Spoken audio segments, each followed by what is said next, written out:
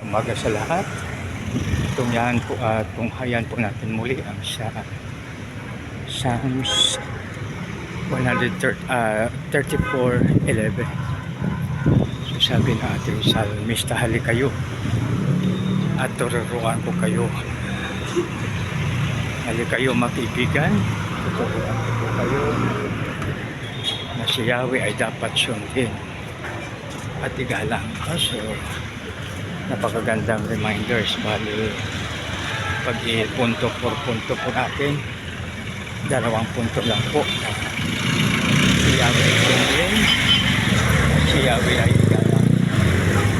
So dito po makibigan, napakagandang reminder po sa bawat isa sa atin. Ang sabi ng ating salmista, si Aaron David, si Yahweh ay dapat sundin at dapat igalang. So makibigan, no? So pag ating bigyan pansin po ay 2 lang po ang punto.